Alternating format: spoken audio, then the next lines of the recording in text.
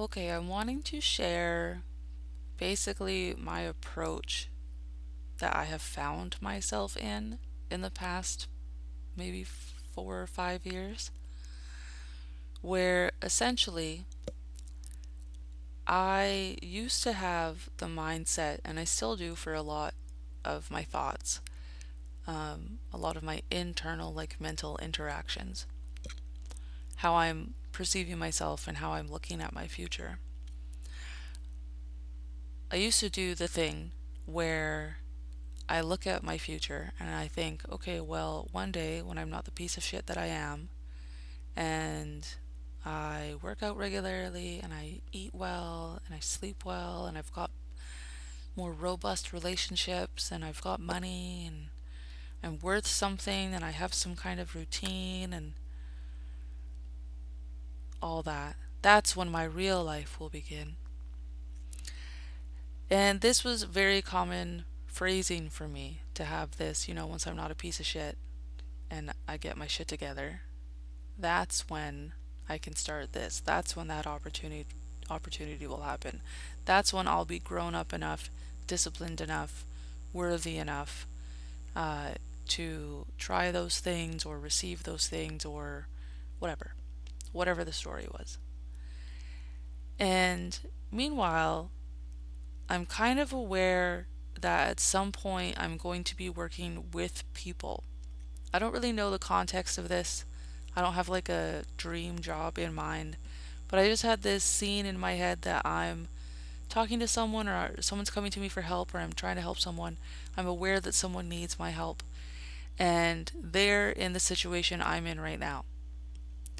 And me being in the situation I'm in right now, I can bully myself out of it. I can shame myself out of it if that even works. I can say, once you're not this piece of shit, once you get up, once you change, once you're not you anymore, once you're not living like this anymore, and then skip ahead many years to someone in that situation coming to me for help.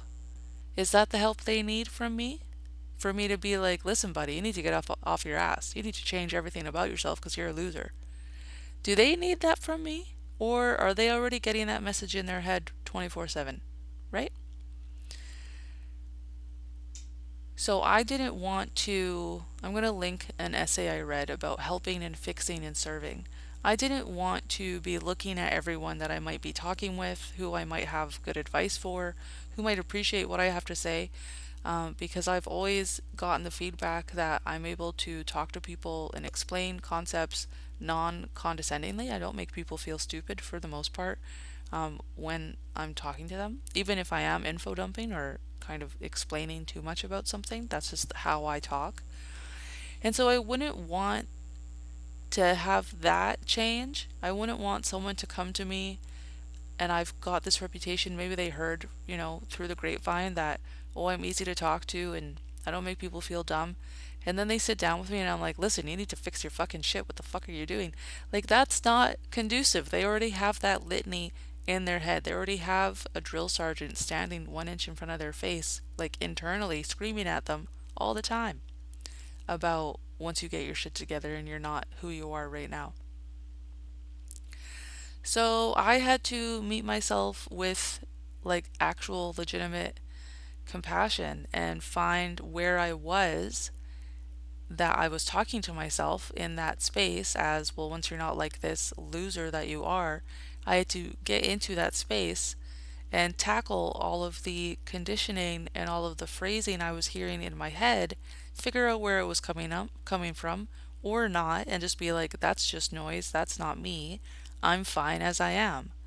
And there's people living like I'm living and quote unquote worse, like if that's how we're judging it, in more mess with even less ambition, with even less or less robust or less meaningful relationships, and they're still worthy and they're still divine.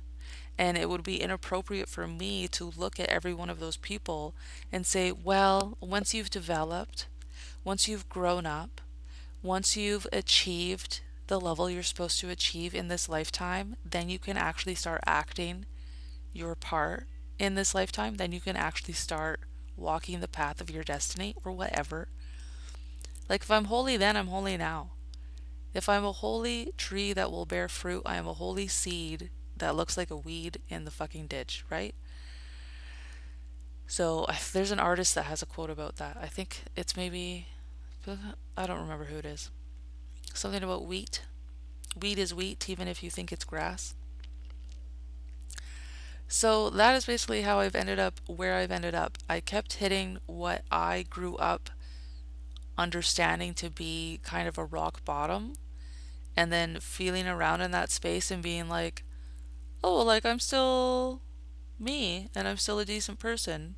And none of these things that I'm trying to shame myself for actually matter or matter like now in my house, in my life, in this day and age, in my relationships. And it's all just noise and conditioning and shame and looking for reasons to like not be the self and instead assimilate into what I think is wanted. And yeah, I'm, I want to say I'm a lot happier, but like, do we use the H word? You know what I mean? I'm a lot nicer to myself and not yelling at myself about those things that you would yell at yourself about, um, has opened up just more creativity and curiosity about like, okay, well, if that's fine, then like, what else is fine?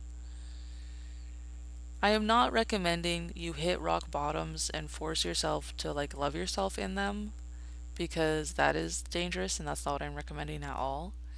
But if you find yourself in a kind of space where you're being really judgy and you're describing yourself as that underdeveloped, weak, you know, childlike or childish or stunted or failure, like a repugnant kind of person, uh,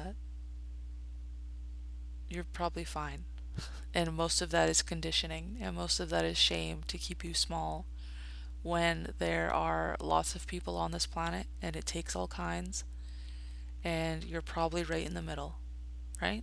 Comparatively, you're probably average. So it's gonna be fine. I hope that was informative to anybody if they have been on the brink of not shaming themselves anymore. I hope that gives some compassion to you, and I hope you accept the endless flow of like the maintenance of life, of having a sink that isn't shined and a toilet that's not scrubbed and laundry that is always in rotation. And you don't wait to feel good about yourself until all your chores are done or until the external measuring, judging factors that we grew up with are all met in you, because they're all fake.